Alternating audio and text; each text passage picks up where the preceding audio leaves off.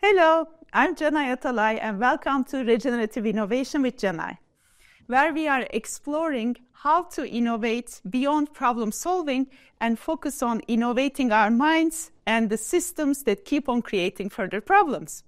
So you can ask, what is regenerative innovation?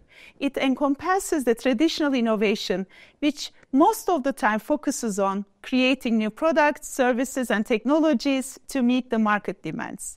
And in regenerative innovation, the focus here is to really becoming the humanity who can create solutions not only to meet market demands, but also create positive impact in the people, society, and the environment, as well as in the economies. So with this regenerative innovation, we are inspired by nature, where inclusivity, diversity, and collaboration becomes our main principles.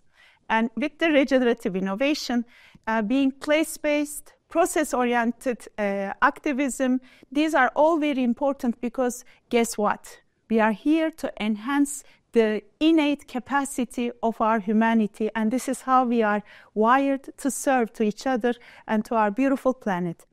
In every session, I invite an amazing person from my network who can inspire us with their experience, visions, insights, and sometimes with just their presence.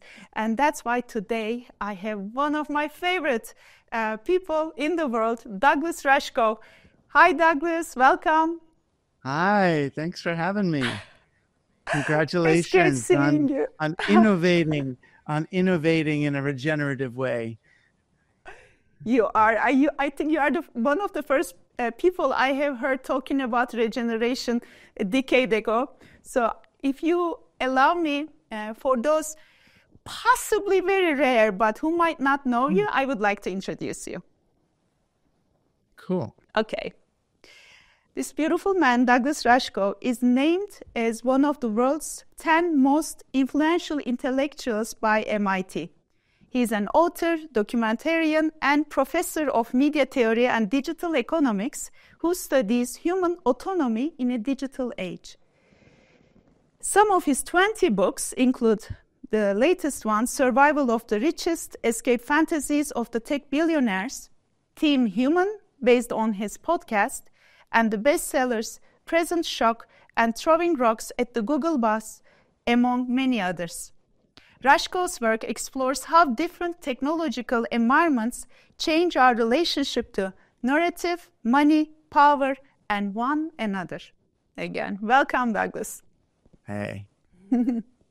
So my first encounter with Douglas, with you, was in New York in Fast Company Innovation Festival, and you were the first person I have witnessed talking, be aware of the big tech companies ever in my life. I think it was like a decade ago. And you signed your book, The Present Shock, saying, welcome to New York, Canay, to my name. And I was very excited about it and really started to have inquiries about maybe what I'm trusting and blindly following might not be the right path. And that was my awakening. So I'm very happy that you came in my life and right now we are talking together.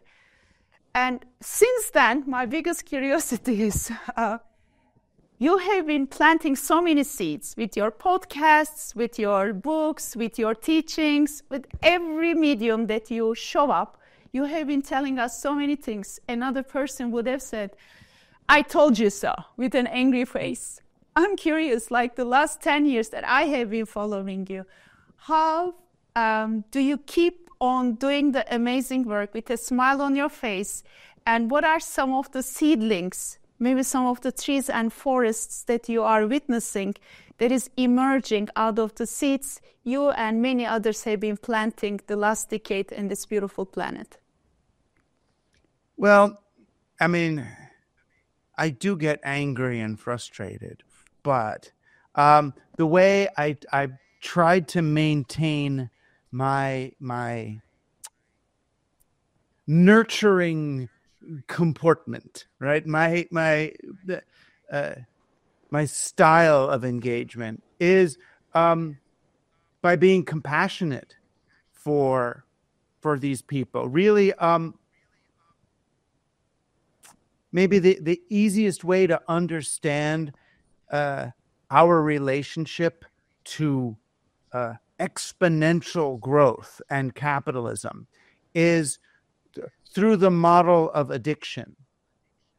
No, we're addicted to this. We if you're born into a world where money is this stuff that comes from banks with interest, where business is this thing you do to grow exponentially, where everyone has a job in order to live, where, then why would you question that? These are it seems like conditions of nature.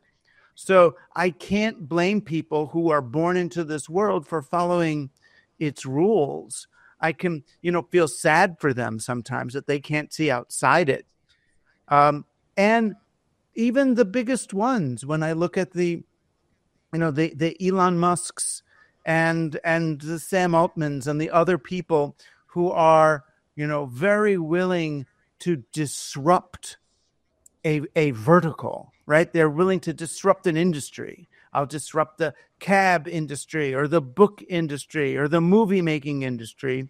None of them can think broadly enough to disrupt the businesses, the business model that they're using, right? So they're so clever to come up with a new thing, but then what do as soon as they have their new thing is they run to daddy at Morgan Stanley or Goldman Sachs and say, oh, here, daddy, I want to have an IPO and stock. And what are they really doing is nothing revolutionary. What they're doing in the strict sense of the word, they're doing something reactionary.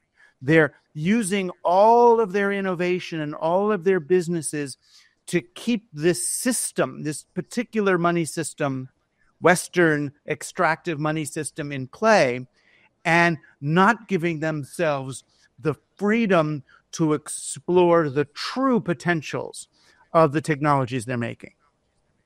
Mm-hmm.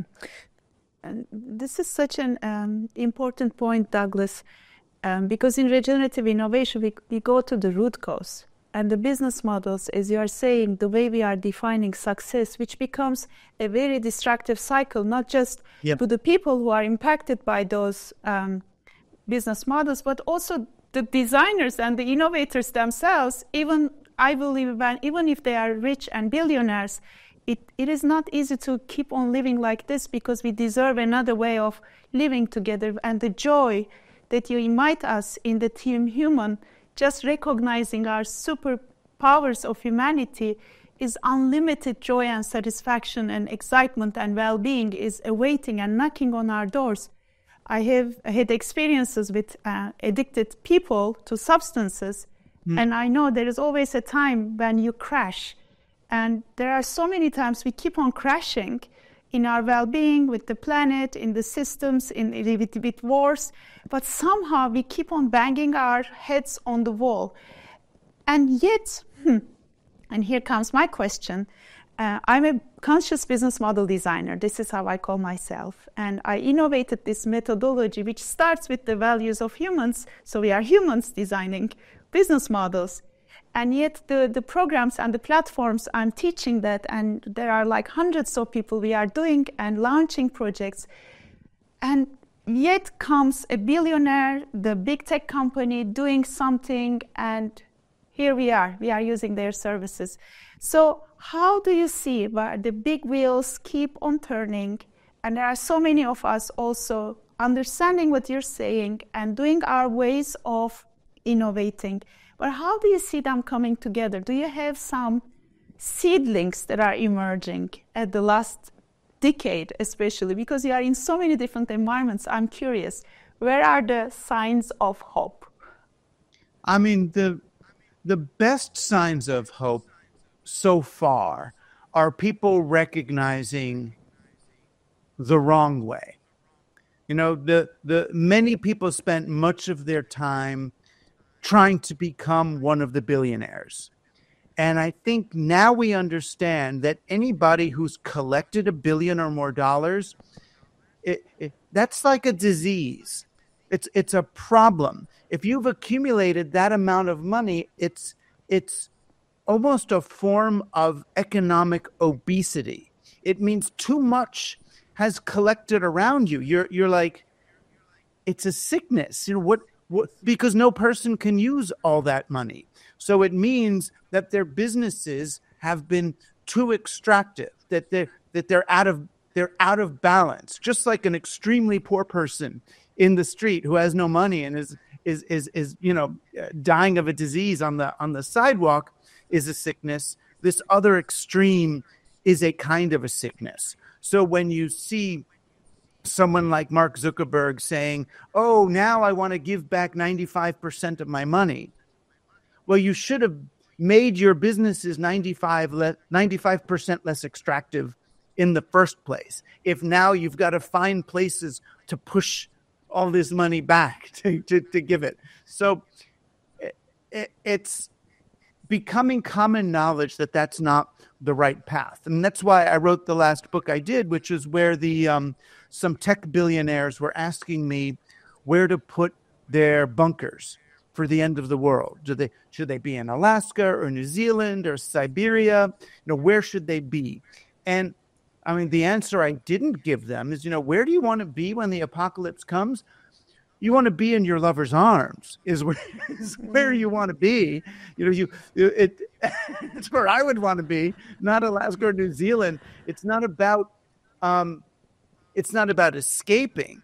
So these people who we look at as the wealthiest and most powerful people in the world, they feel utterly powerless to influence the future.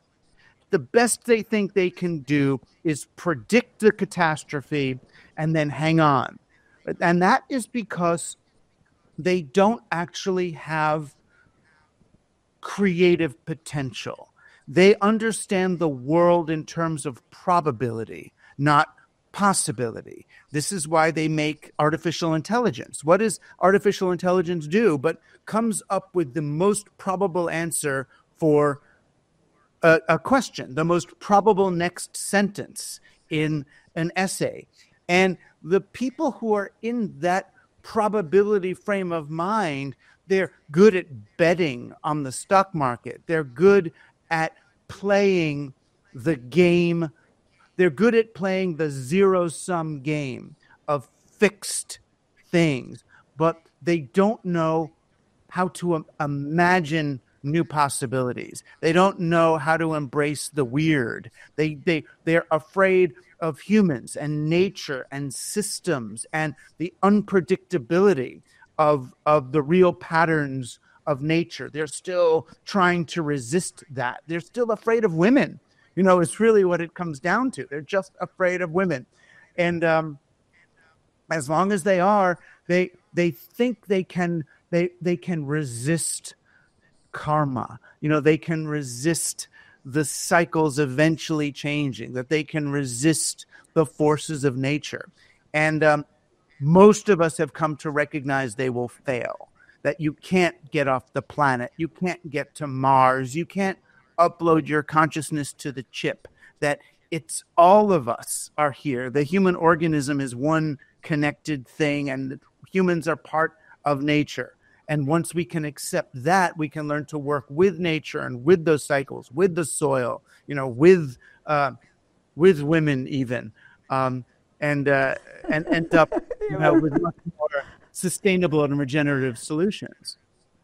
Yes, so true. And when I was looking at some of the designs of the ships and those,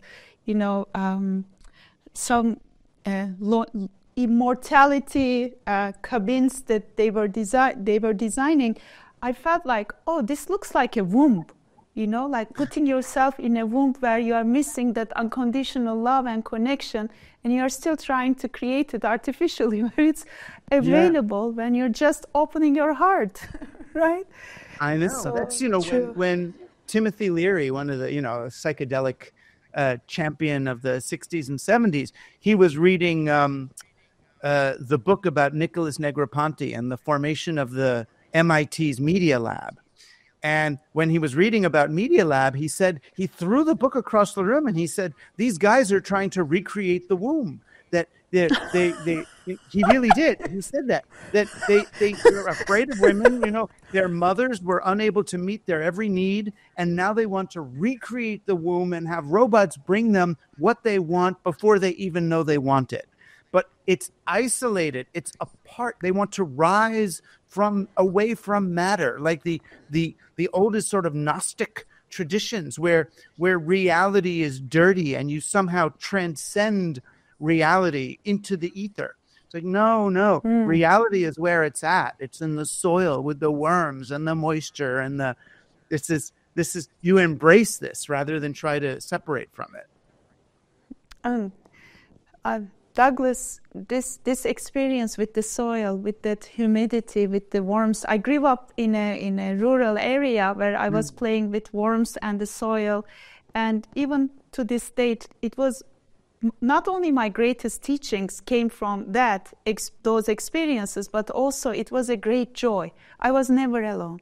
I was always in connection to a level that I was losing myself at the age of 3, 4, and I really wanted to experience that again. That's why I moved to Ibiza, I guess, right. And now growing my daughters there, which I'm very grateful. And you are doing amazing work for humans to remember their humanity and their superpowers. And it's very experiential. It's not like something AI can tell you, a book can tell you, and then you can understand it. It needs to be lived. It needs to be embodied. And when you are defining humanity, and even technology, how do you define them? And what are the superpowers you believe we have as a potential as humanity, and we haven't tapped so much yet? Humans, I see humans as part of nature. We are, but I think that because we are more conscious in some ways, we're more aware of cause and effect, we're more aware of impact, that humans have a special responsibility to steward nature. Nature can be very cruel.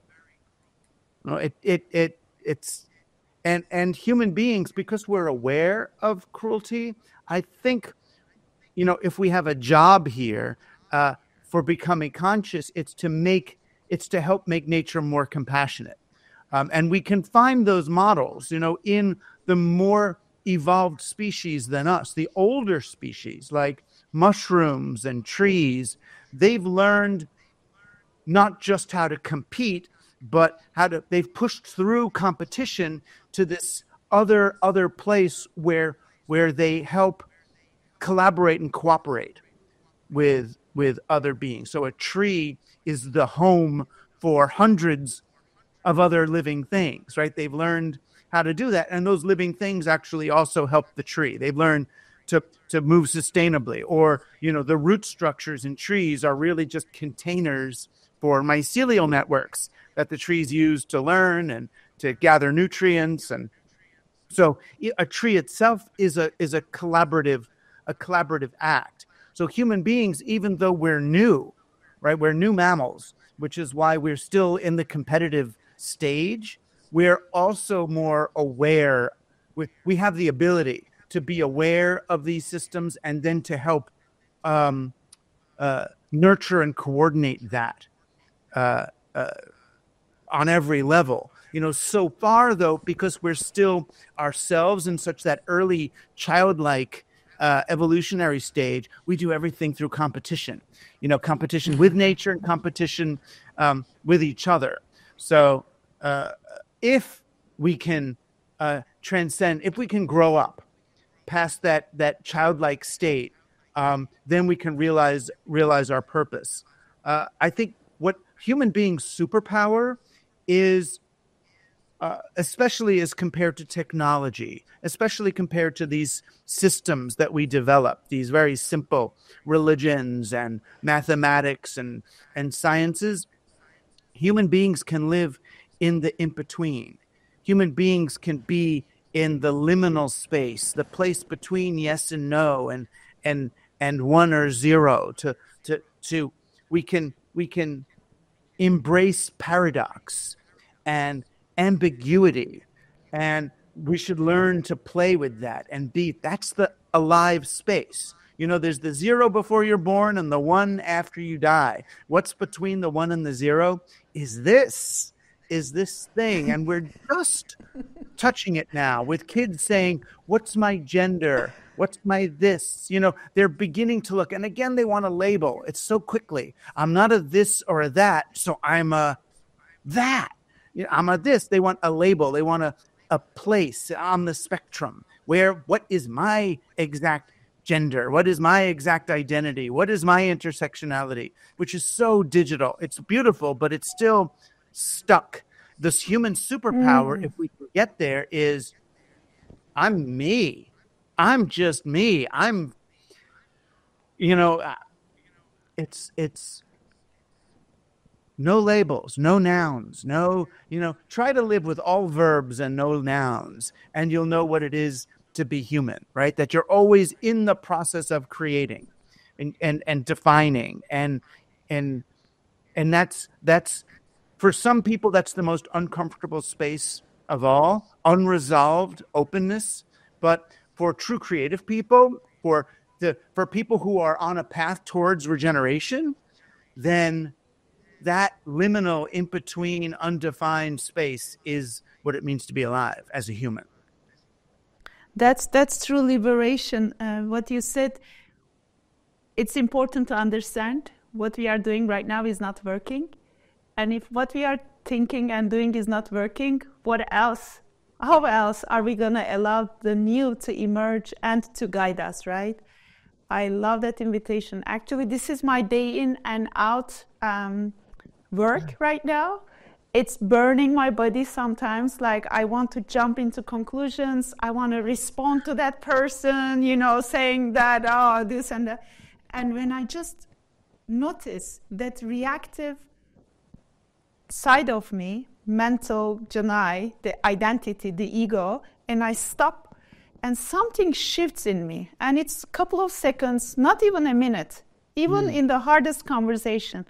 And it comes and goes and cleans something in me. And that I love that. I love doing that. And it's like, it's never ending. It keeps on coming. Yeah. And it became kind of like a playful activity for me. And I'm curious, what is it that, and because you are named as one of the top 10 thinkers, intellectuals of our world, people are expecting you to know things, right? Like that's kind of the label you are carrying. And here you are with your giggle and attitude, very relaxed and humble always. And how are you allowing yourself to be in that space? And what is your burning inquiry or burning paradox these days? What is Douglas Rushkoff sitting with? I've been trying to get in touch with compassion and with compassion's ability to metabolize trauma, other people's trauma. That the internet is great for sharing data and information with each other. And many of us were wrong in thinking that these wires and these networks could connect us in a fundamental way. And there's this other way, there's this other way that we connect, which is much more like a mycelial connection. It's a more organic connection, than when you're sitting with another person and you can feel their heart, their actual heart with you. Or when you're sitting with someone as they're dying or as they're having a mushroom trip, and just your presence there in the room can help metabolize what they're going through with them. And that we can do this with each other all the time. We can be present and metabolize each other's things. And as I've become aware of that relationship between people, which is nonverbal and non-informational, that there's this something else other than data that moves, that we're not information, that there's something else that's there. I became aware of, at least it could be not real, but I became aware of what for me seems like an almost infinite ocean of tears beneath our shared reality. That there's just beneath the surface, there's this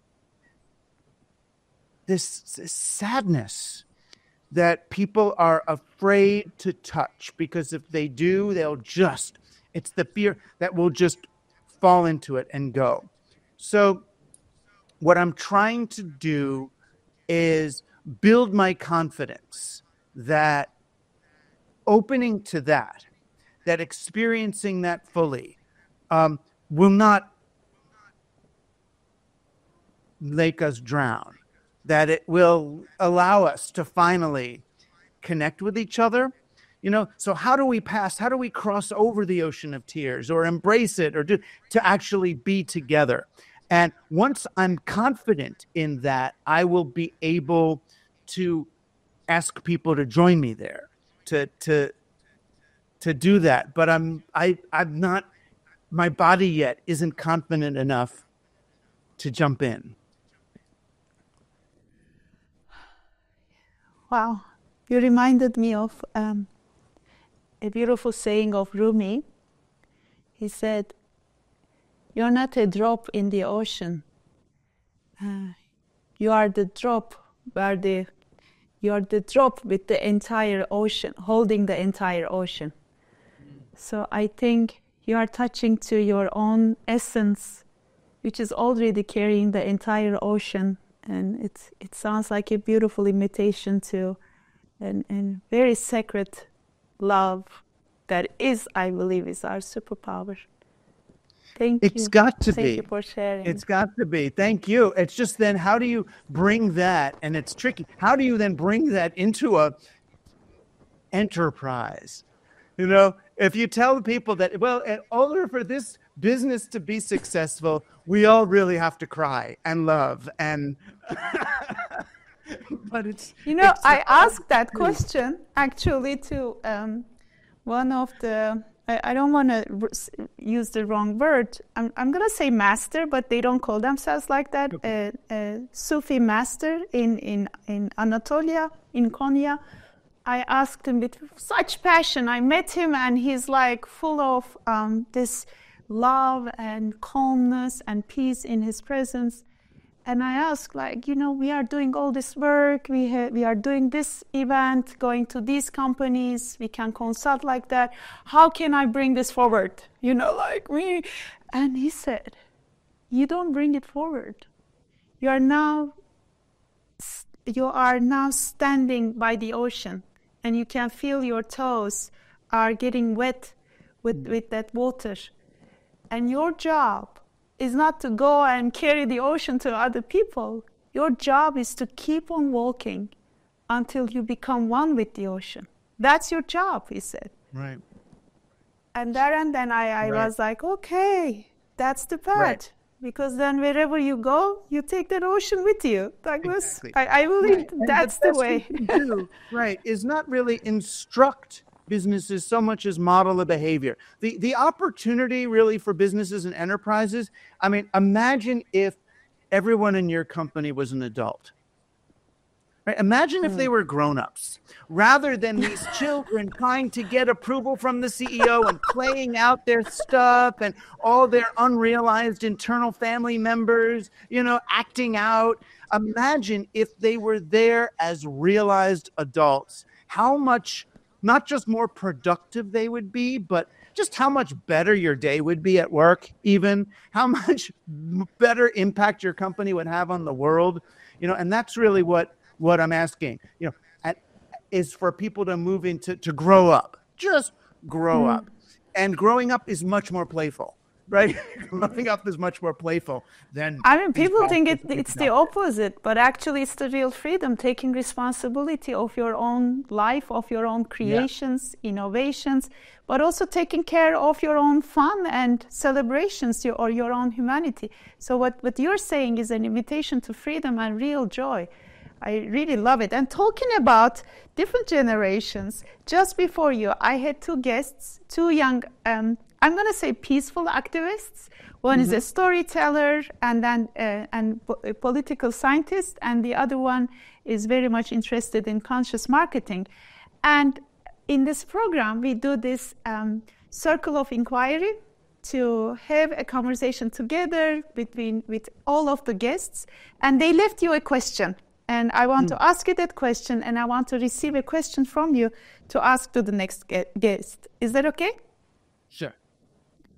Okay, they asked you how we can make climate communication to resonate with everyone from different generations, different cultures, so that people can feel it in their personalized experiences and they can resonate with it. How to make climate conversation in a way that can engage different groups from different ages. That's their question.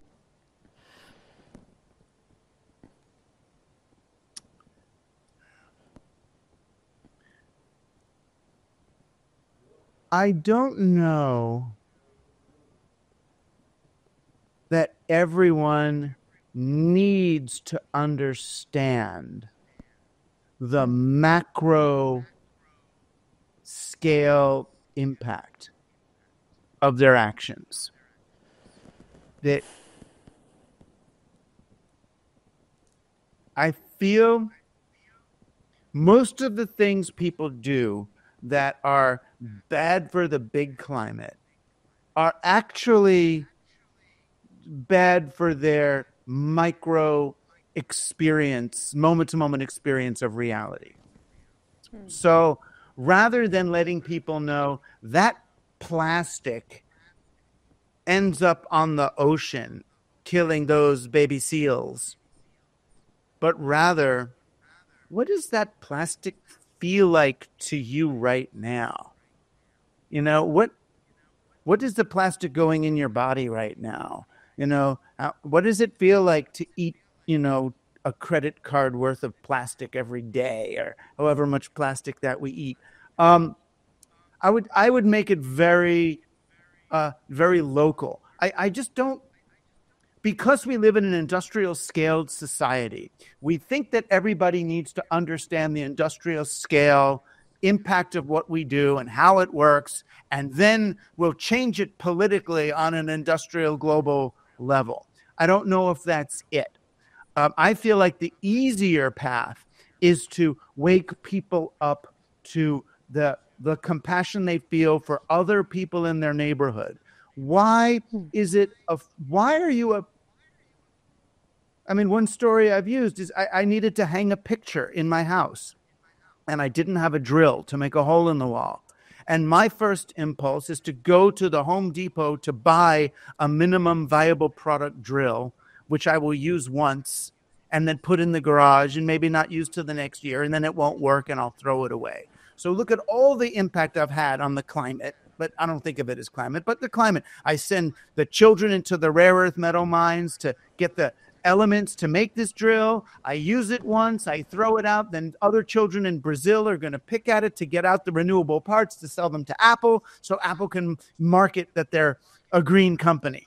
You know, rather than walking down the street and knocking on my neighbor's door and saying, "Bob, can I borrow a drill?"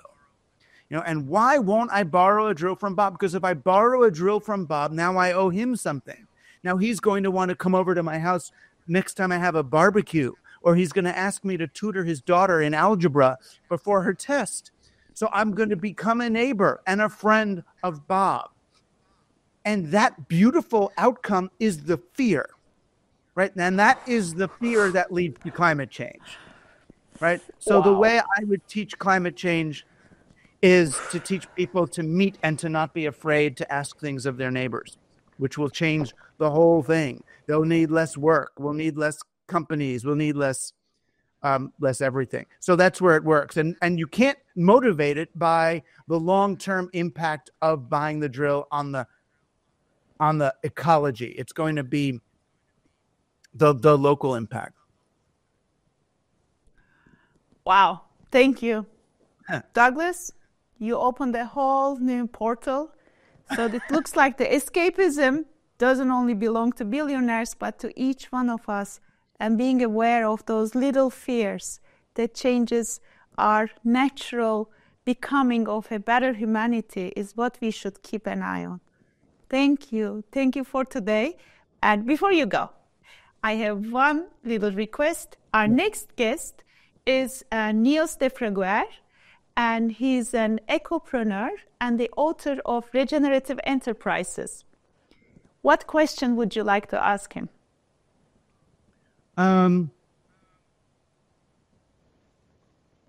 What so far has been your best tactic to convince entrepreneurs of sustainable returns rather than infinite exponential growth?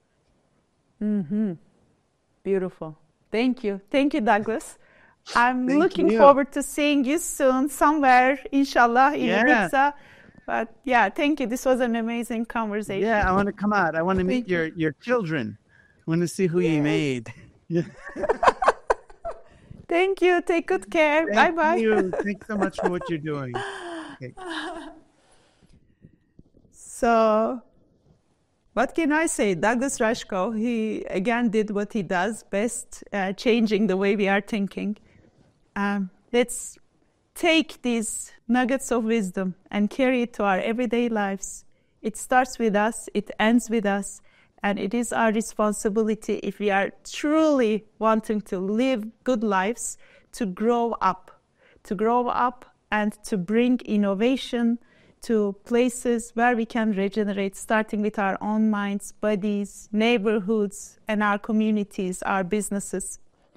Let's reclaim our humanity and take better care of ourselves, of each other, and our beautiful home, this beautiful planet, Earth. Thank you so much. I'm looking forward to seeing you in the next episode. Take care.